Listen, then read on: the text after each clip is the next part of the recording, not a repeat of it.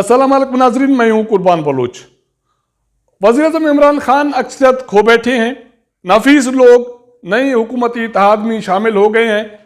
वज़ीर-ए-आज़म इमरान खान कौम से खिताब करने जा रहा है। क्या वो मुस्तफ़ी होंगे? अगर नहीं होंगे तो क्या करेंगे? हुकूमत अभी भी किसके आसरे पर है और इमरान खान डट के खड़ा है। बहुत बड़ी तब्दीलियां रूनुमा हो गई हैं।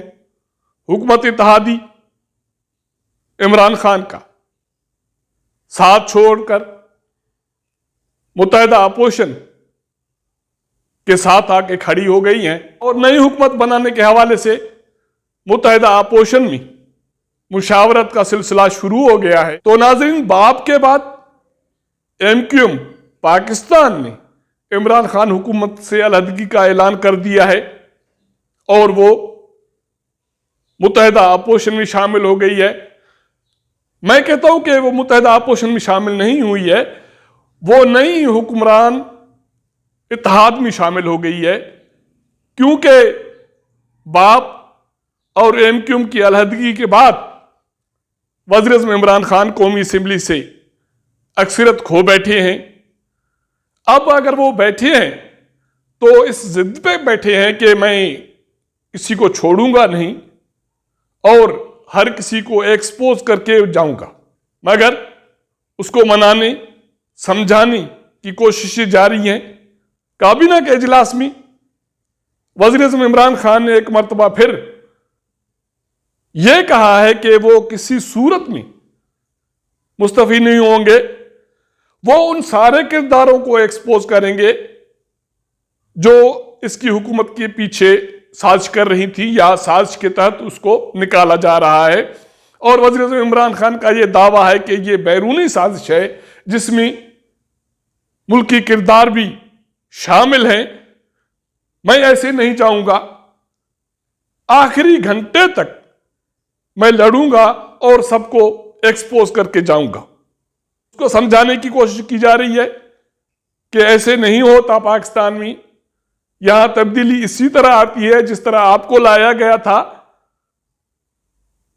दूसरों को निकालकर।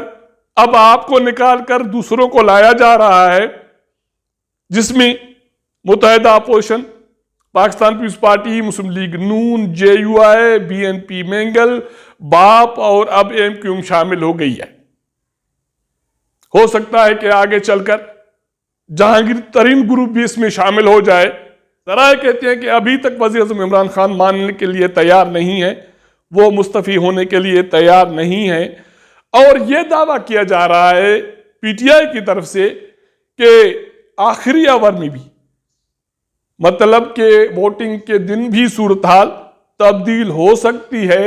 जिस तरह ज़फ़रुल्लाह जमाली एक वोट पर वज़ीर-ए-आज़म हुआ था, इमरान खान भी एक वोट पर बच सकते हैं और उसके बाद 6 माह में नए इंतखाबात का ऐलान किया जाएगा। लेकिन फिलहाल यह लग रहा है कि ये सारी अब बातें रह गई हैं। इमरान खान की कश्ती डूबने जा रही है, क्योंकि अपोजिशन का पलड़ा भारी हो गया। मुत्तहिदा कौमी मूवमेंट के नफीस लोग मुत्तहिदा अपोजिशन में शामिल हो गए, जिसके लिए मैं समझता हूं कि उसको मुत्तहिदा अपोजिशन अभी नहीं कहना चाहिए, उसको मुत्तहिदा मुस्तकबिल की हुक्मरान इत्तेहाद का नाम दिया जाए तो बेहतर है। क्योंकि शहबाज शरीफ को प्रोटोकॉल मिलना शुरू हो गया है एज अ वज़ीर-ए-आज़म, क्योंकि अपोजिशन ने उसको नामजद कर दिया, उसका ऐलान हो गया।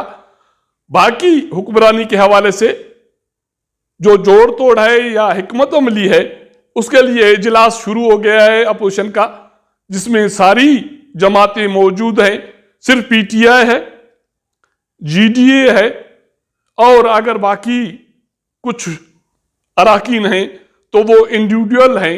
जैसे बाप से जुबैदा जलाल इमरान खान के साथ खड़ी है और डॉक्टर फहमीदा मिर्जा इमरान खान के साथ खड़ी है, और GDA से सायरा बानो और गौस महर साहब। अभी तक जिस वक्त मैं ये प्रोग्राम कर रहा हूं, इमरान खान के साथ खड़े हैं।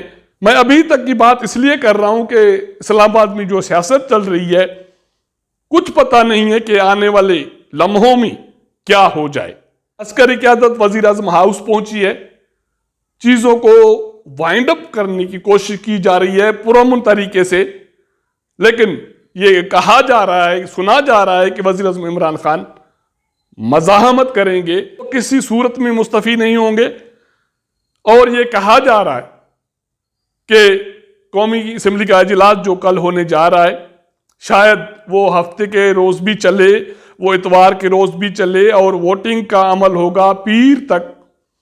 तो जो 2 दिन बहस होगी उसमें पीटीआई के लोग शामिल होंगे, शरीक होंगे। ये भी कहा जा रहा है कि शायद वज़ीर आज़म इमरान खान भी कौमी असम्बली के इजलास को खिताब करे और वो इनके मेरा इजलास में खत के मंदराजात ऐवान में पेश करे और अपोजिशन के रहनुमाओं पर इल्ज़ामबाजी भी कर सकते हैं, जैसे वो अभी तक कहते आ रहे हैं कि इस खत के पीछे मियां नवाज शरीफ है, अपोजिशन रहनुमा हैं और ये खत अदम इत्मीनान की तहरीक से पहले लिखा गया। नफीस लोग नई हुक्मरान इत्तेहाद में शामिल हो गए। उनका यह कहना है कि वो पाकिस्तान के मफादात की खातिर इस इत्तेहाद में शामिल हुए हैं, जिसका वज़ीर आज़म इमरान खान के खिलाफ अदम इत्मीनान की तहरीक से कोई लेना देना नहीं है। नफीस लोगों का दावा है कि सिंध की खुशहाली के लिए काम किया जाएगा और लापता लोगों के हवाले से जदोजहद की जाएगी और इस मसले को हल किया जाएगा। पाकिस्तान पीपल्स पार्टी के चेयरमैन बिलावल भुट्टो जरदारी कहते हैं कि पाकिस्तान पीपल्स पार्टी और एमक्यूएम में दरारें पैदा करके सिंध को नुकसान पहुंचाया गया। अब ये दोनों जमातें मिलकर सिंध की खुशहाली के लिए काम करेंगी और लोगों के मसाइल हल होंगे। एमक्यूएम और पाकिस्तान पीपल्स पार्टी और एमक्यूएम मुत्तहिदा अपोजिशन के दरमियान 2 मुआहदे हुए हैं। एक मुआहदा सिंध सूबे में हुक्मरानी के हवाले से है, जो पाकिस्तान पीपल्स पार्टी और एमक्यूएम के दरमियान मुआहदा हुआ है। दोनों जमातों की सीईसी ने, मतलब कि एमक्यूएम की राब्ता कमेटी ने और पाकिस्तान पीपल्स पार्टी की सीईसी ने मंजूरी दी है। दूसरा मुआहदा एमक्यूएम और ज्वाइंट अपोजिशन के दरमियान हुआ है, जो मरकज में मुस्तकबिल में हुक्मरानी के हवाले से है। आने वाले हुकूमत के क़याम के हवाले से मुश्तरका अपोजिशन का इजलास शुरू हो गया है, मुशावरत हो रही है। वज़ारत उज़्मा के लिए तो शहबाज शरीफ नामजद हो गए, बाकी कैबिनेट मेंबर कौन होंगे, किस जमात का कितना शेयर होगा और आने वाली हुकूमत कितने दिनों के लिए होगी और कितने दिनों में आने वाले नए इंतखाबात का ऐलान करना है, रिफॉर्म्स क्या लाने हैं, इस सारी सूरत हाल पर मुशावरत शुरू हो गई है। शहबाज शरीफ को प्रोटोकॉल मिल गया है और ताज़ा तरीन इत्तला ये है कि वज़ीर आज़म इमरान खान ने जो रात को कौम को खिताब करना था, वो खिताब मुअख्खर हो गया है। इससे पहले ये खबरें आ रही थी कि वज़ीर आज़म इमरान खान कौम को खिताब करेंगे, जिसमें वो मुस्तकबिल की हिकमत मिली के हवाले से भी बड़ा ऐलान वो कर सकते थे, लेकिन पीटीआई के रहनुमा फैसल जावेद ने यह ट्वीट किया है कि वज़ीर आज़म इमरान खान का कौम को खिताब मुअख्खर हो गया है। इसका मतलब है कि अभी भी इक़्तिदार की तब्दीली के हवाले से इंतज़ार किया जाए कि आने वाले दिनों में क्या होता है। कल से कौमी असम्बली का इजलास है, उसके हवाले से पीटीआई की हिकमत अमली क्या सामने आती है, क्या वज़ीर आज़म इमरान खान उसमें शरीक होंगे, खिताब करेंगे और किरदारों के हवाले से बात करेंगे, मुबैना ख़त का जिक्र करेंगे, उनके मंदराज पेश करेंगे और वोटिंग के अमल तक पीटीआई या इमरान खान मज़ाहमत करेंगे। ये सारी सूरत हाल देखने वाली है। अभी तक इस्लामाबाद की ये ताज़ा तरीन सूरत हाल थी जो मैंने आपके साथ शेयर की। अगर हमारा ये व्लॉग आपको पसंद आए तो अपने दोस्तों के साथ ज़रूर शेयर कीजिएगा, अपना फीडबैक ज़रूर दीजिएगा। आपके साथ मुलाकात करेंगे अगले प्रोग्राम में, तब तक इजाज़त दीजिएगा। अल्लाह हाफ़िज़।